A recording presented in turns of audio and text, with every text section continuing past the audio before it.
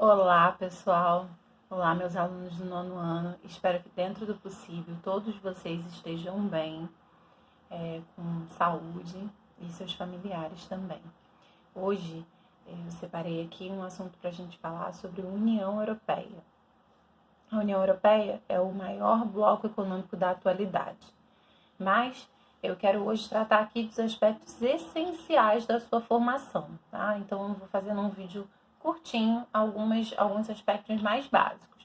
A União Europeia é o maior bloco econômico em termos de número de países participando. Professora, o que é o bloco econômico, né? Como eu sempre ressalto para vocês, um acordo de cooperação econômica entre os países.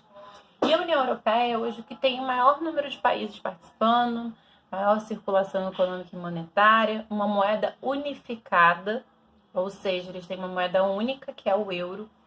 Eles ainda têm acordos de cooperação econômico-social para melhorar países que andam em crise econômica, né?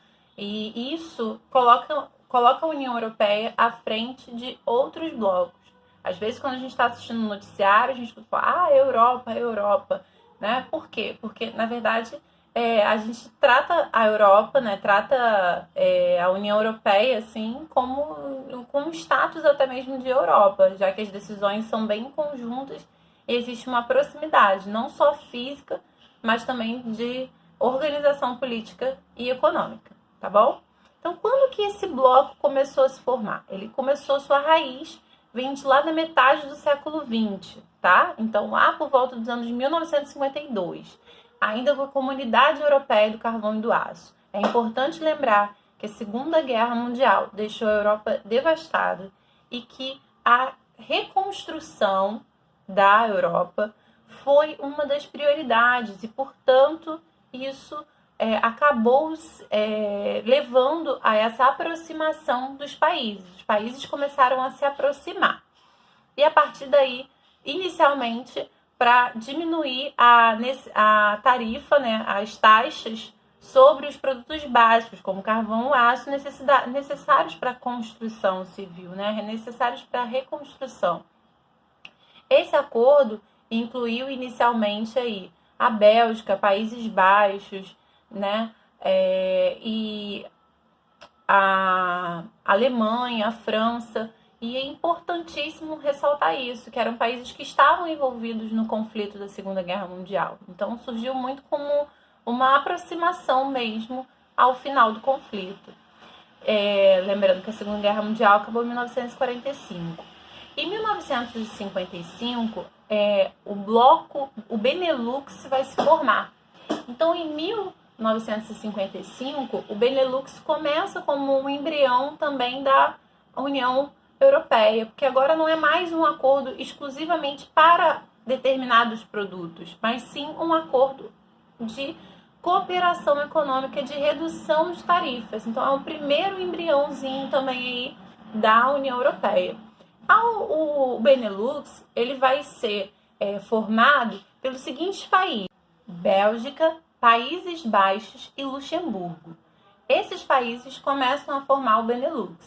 E a partir daí, a gente também vai ter, em 1958, a formação do Mercado Comum Europeu, que é o que antecede o nome União Europeia. Então é importante reforçar isso com vocês, né? O Mercado Comum Europeu é o que vai vir antes da União Europeia. E esse bloco ele vai crescendo. Novos países vão fazendo parte. A gente tem em 1973 a entrada do Reino Unido, da Irlanda e da Dinamarca. A gente tem em 1981 a entrada da Grécia. Em 1986 a entrada de Portugal e Espanha. Depois vem a Áustria, né, em 1985. Então o bloco vai aumentando. É importante frisar isso. Em 1990, ele vai começar a se tornar um bloco econômico, um bloco político-econômico, né? Quando, na verdade, vão começar o processo de negociação para a formação do euro como moeda única. em 1992, a assinatura do Tratado de Maastricht. Então, gravem o nome desse tratado, porque ele é super importante para definir a União Europeia. O Tratado de Maastricht, ele vai inaugurar essa zona do euro, ele vai passar a estabelecer as bases, né, as ideias, vamos dizer assim, de como essa união vai se tornar mais estreita, mais próxima. Então, o euro, ele é hoje uma moeda aceita em muitos países da União Europeia, mas não é aceita em todos os países. É importante a gente lembrar que, por exemplo, o Reino Unido tem uma moeda própria, né? Aceita o euro em parte, um euro, mas ele tem uma moeda própria, e que, né, a Escócia, por exemplo, tem algum acordo e aceita o euro, mas o Reino Unido em si não faz parte da zona do euro, né?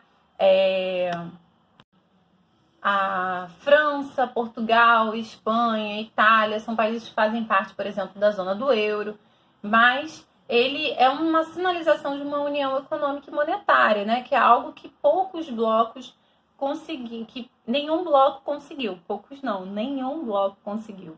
Corrigindo a informação. E isso é fundamental para a gente discutir, né? Como a União Europeia conseguiu alcançar esse espaço.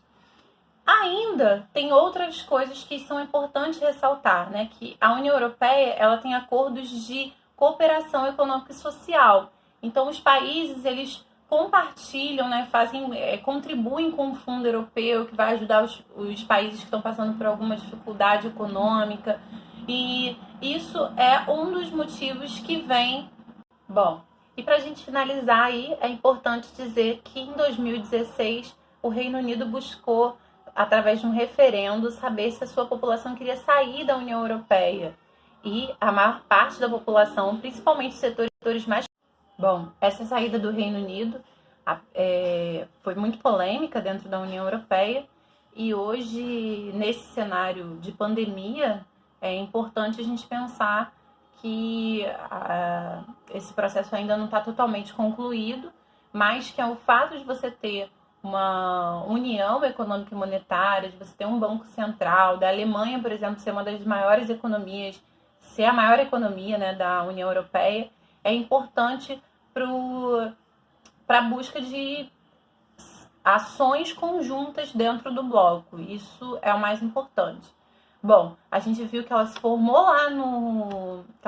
lá na Segunda Guerra Mundial, que ela vai passar o século XX, né, no pós-Segunda Guerra Mundial, que ela vai passar o século XX todo com a entrada de novos países e crescendo o bloco. E é importantíssimo ressaltar que a saída do Reino Unido sinalizou uma instabilidade aí, e que isso é a União Europeia, né? E o Tratado de Maastricht, em 1992, consolidou a zona do euro. Espero que a gente tenha compartilhado aí, que eu tenha compartilhado boas informações com vocês, e até a próxima. Um beijo.